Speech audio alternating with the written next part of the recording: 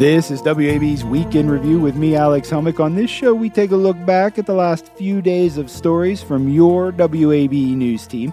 And we start this episode with the top legislative priority for Georgia Governor Brian Kemp, tort reform, where the Georgia Senate gave final approval Friday to a sweeping overhaul of Georgia's civil litigation rules after the bill barely passed the House earlier this week.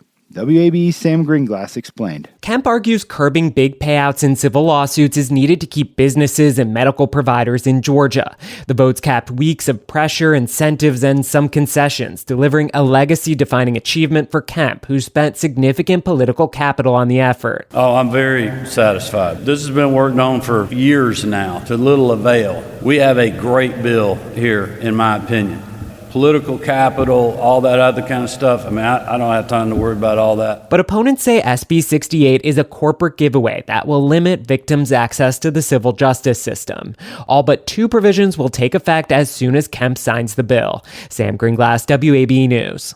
Well, the Georgia State Senate passed several tax measures this week, including a bill that lowers state income tax. House Bill 111 would lower this year's flat state income tax rate by 0.1%.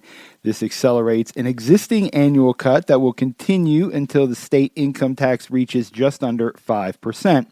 Republican State Senator Bo Hatchett is the bill's sponsor in the Senate. This acceleration in the reduction will save taxpayers $869 million.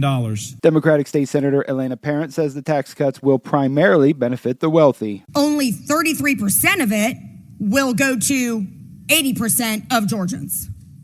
67% of it will go to the top 20%. Another bill, HB 112, will give a one-time tax credit to people who filed income tax returns for 23 and 2024. Well, three bills dealing with medical procedures that help people have children continue to move forward at the state capitol. WAB's Raul Bali reported the most high-profile bill cements legal access to in vitro fertilization in state law. A Senate committee unanimously passed House Bill 428, which is partially in response to an Alabama Supreme Court ruling last year that led to a temporary interruption of IVF services there. Fertility treatment provider Dr. Jennifer Coas made reference to those issues during the committee hearing. Patients really ask me every day, am I still going to be able to build my family? Am I still going to be able to access services? Anti-abortion activist Suzanne Guy wants to limit the number of embryos created in the IVF process, among other regulations. We are not against IVF, but we have some very deep concerns that most people are unaware of the number of children that are discarded, tested on, and killed. A separate Senate committee passed House Bill 94 Wednesday, which would require private insurance companies cover harvesting and storing sperm, eggs, and other materials for those whose medical treatments like cancer affect their fertility. Finally, House Bill 329 attempts to lower the cost for a different fertility treatment called intrauterine insemination, or IUI. It would let nurse practitioners and physician assistants to administer the treatment. All three bills can now be scheduled for Senate votes. Raul Bali, WABE News. A bill that would open librarians to criminal charges for allowing children to access material considered by law as harmful for minors remains the subject of intense debate. WABE's Mei Shu had more from a House committee hearing earlier this week. Parents, media specialists, and policy advocates spoke before state lawmakers to praise and criticize Senate Bill 74. The bill would get rid of an exemption for public and school libraries in a Georgia law that makes it a misdemeanor to allow minors to access explicit or harmful content. A number of speakers came from Columbia County, where the library system announced they would move several books with LGBTQ subjects into the adult section. County resident Priscilla Bentz has previously challenged books with LGBTQ subjects within the local library system. The problem is the books on the shelves that are readily available, and it's a pervasive problem. The existing Georgia law doesn't mention LGBTQ themes in its definition of harmful materials for minors. Another Columbia resident, Karen Parham, says people are misapplying the law. She's threatened to sue the leaders of the local library system, arguing that the reclassification of those books violates the First Amendment. So what we're seeing in our local community is some people have a certain definition of obscenity, and they want to apply that more broadly. The committee ran out of time to hear all testimonies and will meet again later this week or early next week. May Shu, WABE News. Well, while Georgia's film industry experiences a slowdown, lawmakers are optimistic that productions will return to the Peach State. WABE's Marlon Hyde had more. State Representative Long Tran says studios are still shooting TV shows and films in Georgia, but there's fewer in production than before the pandemic. We're still bouncing back from the pandemic and the strikes, but I think we're in a healthy position. Since 2005, the state's film tax credit has created incentives for production companies to shoot in Georgia. Estimates show it's helped create tens of thousands of jobs.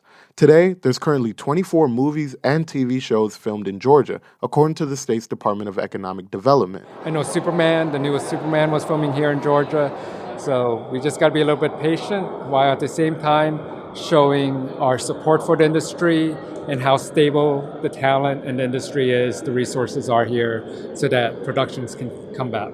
While some large-scale productions are moving overseas or to other states to save money, Darius Evans, president of the Georgia Production Partnership, says this is a time to build up our local filmmakers. Independent producers are going to be the lifeblood of the industry. If there's going to be a long-term industry in the state of Georgia, we have to focus on making our smaller independent producers larger producers so we can continue to spend the type of money that's needed to keep the industry going. Still, many Georgians in showbiz have had to find other jobs to support themselves. Sade Wilkins is a writer and producer in Georgia. It feels like maybe the last 2 years, filming has gotten low. A lot of my friends don't have any jobs. I've been pivoting to events. Lawmakers and film industry leaders say they are confident productions will return to Georgia, but remain unsure when or how that will happen. In the meantime, the state is exploring other ways to bolster local filmmakers while attracting large-scale productions. Marlon Hyde, WABE News. You're listening to WABE's Week in Review with me, Alex Helmick. Well, the University of Georgia has hit a new school record, having received nearly 48,000 applicants this year, the largest pool in its 240-year history. WABE's Kenny Murray had more. UGA selected almost 16,000 applicants for the class of 2029. Most of the students admitted are from Georgia, representing almost all of the state's 159 counties. About a fifth are from out of state. UGA says together, they hold more than 16,500 volunteering roles and participated in over 10,000 athletic teams. Overall, 33% of applicants were accepted. To compare, UGA had an admissions rate of 45% in 2019 and about 18,000 fewer applicants. Kenny Murray, WABE News. Staying with numbers, Martin Luther King National Historic Park in Atlanta saw more visitors last year than it had in decades. That's according to the figures released by the National Park Service. As WABE's Molly Samuel told us, the national parks as a whole welcomed a record number in 2024. The MLK Jr. National Historic Park had more than 1 million visits last year. That number hadn't topped 1 million since 1992, according to the National Park Service. Kennesaw Mountain National Battlefield Park had 1.5 million visits last year, comparable to previous years. And the most visited national park site in Metro Atlanta, and one of the most visited in the country, was Chattahoochee River National Recreation Area, which had close to 3 million visits last year. Park supporters have raised concerns as federal firings have cut into National Park Service staffing just before the busy summer season begins. Molly Samuel, WABE News. The Atlanta City Council is advancing a resolution that could force Fulton County to start looking for a new place to jail people. WAB's Jermaine Cruz explained. Atlanta and Fulton officials struck an agreement in 2022 for the county to lease 700 beds at the Atlanta City Detention Center until 2026. At the time, Mayor Andre Dickens said he aimed to address what he called a humanitarian need to relieve overcrowding at Fulton's Rice Street Jail. But, he added, we're not in the jailing business. That is not what Mayor Dickens wants to be in. I do not want to be in the jailing business. Momentum had been building for years to close the downtown Atlanta facility and redesign it into a community center. Devin Franklin at the Southern Center for Human Rights reminded the City Council of that effort this week. I believe that now is the time for you all to act on the promise. The organization helped draft a resolution proposed by Councilman Antonio Lewis to allow the city to start planning to withdraw Fulton County detainees from ACDC. Now it's time for us to make sure that we get them out of our building before they take our building. He's referring to a proposed law that would have forced Atlanta to let the county take over more space at the city jail, though that bill is now stalled at the State House. Lewis's council resolution says more than 15 people have died in the custody of the Fulton County Sheriff's Office since the lease agreement began, including 2 in the city jail. Jermaine Cruz, WABE News. Well, staying with the Atlanta City Council, the group is temporarily exempting the Beltline and other infrastructure projects from the city's rules about protecting and removing trees. WABE's Marissa Mecki had that story. The exemption, approved earlier this week, applies to departments like Atlanta's Watershed Management, Transportation, and Enterprise Assets Management. Developers say the current tree ordinance is making projects more challenging.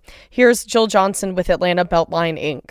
And we now find ourselves facing planting constraints, serious planting constraints and replanting constraints for those trees. And we have maximized the area available to us under the current tree protection ordinance. These groups still have to replace trees removed on-site during development. For trees that can't be replaced, the city will pay $100 per tree to an Atlanta Tree Trust Fund, plus an extra $30 per inch in diameter. But tree advocates argue those numbers don't actually reflect how much it costs to plant new trees. Here's Greg Levine from Trees Atlanta. You're bringing it down to basically $30 an inch, which is about a tenth of what it actually costs to plant a 2.5-inch caliber tree. Some city council members say the decision is an incentive to revisit the long-debated tree ordinance. This exemption to the tree ordinance is set to sunset next year, or whenever a new tree ordinance goes into effect. Marissa Mecki, WABE News. Firings and funding cuts at the National Weather Service and other agencies have some worried about Georgia's upcoming hurricane season. WABE's Emily Jones had more. Hundreds of workers have been fired from the National Oceanic and Atmospheric Administration, including meteorologists at the Weather Service. More cuts by the Trump administration are reportedly on the way. The forecast is not going to be as accurate because it won't have as much information in it. Chuck Watson of Enki Research in Savannah studies disaster preparedness. He says forecasters rely on information from lots of sources: NASA satellites, Federal Aviation Administration weather stations, Army Corps of Engineers flood gauges. Many of those agencies are facing their own cuts too, and Watson says it's already eroding the system. Now, going forward, it's going to get progressively worse because, again, systems fail. They're not funded to replace it, or they don't have the people to replace it. The track of a hurricane can make the difference between an expensive, stressful evacuation or staying put. Watson says in recent decades, Georgia has avoided unneeded evacuations, for instance, when officials have been confident a storm would stay far offshore. But if the forecasts are no longer quite as accurate, now, okay, you've got to evacuate because you can't be sure that storm's not going to hit you. The emergency managers who handle those evacuations are also frustrated by the sudden cuts and contradictory announcements, according to Lynn Budd, the president of the National Emergency Management Association. We're planners. We like to plan. We like to know what's going to happen and how do we prepare for it. NOAA declined to discuss personnel matters, but said it remains dedicated to providing timely information and forecasts. In Georgia, officials are preparing for hurricane season, which begins June 1st, no matter how much staff and funding is in place to track it.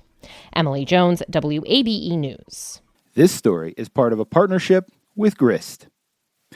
Finally, today, Emory University students are getting hands-on music industry experience through a pilot program led by Grammy Award-winning producer Jermaine Dupri.